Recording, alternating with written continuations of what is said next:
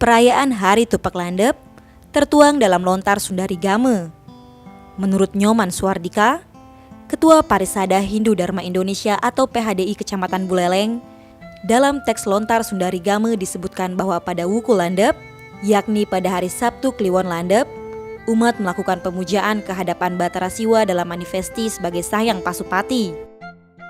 Adapun sesajen yang dipersembahkan kepada Batara Siwa terdiri atas tumpang putih kuning, daging ayam putih, ikan teri, terasi merah, dan sedahwo. Banten ini dihaturkan di sanggah.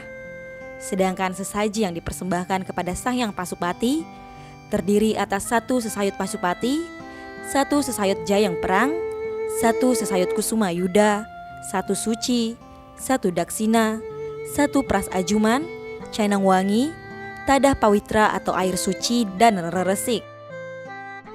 Sesaji yang dipersembahkan kepada para dewa penguasa senjata tajam ini bermakna untuk menajamkan batin dan pikiran. Banten Pasupati terdiri dari sesayut Pasupati, ditunjukkan untuk Dewa Pasupati yang merupakan manifesti dari Dewa Wisnu. Banten Pasupati ada 3 tingkatan, yang bisa disesuaikan dengan kemampuan, yakni tingkat nista, tingkat madya, dan tingkat utama. Tingkat nista merupakan banten tingkat yang paling sederhana, yakni banten menggunakan canang sari, dupa, dan tirta Pasupati. Kemudian tingkat madya adalah tingkat menengah yang menggunakan banten peras, daksine atau pejati.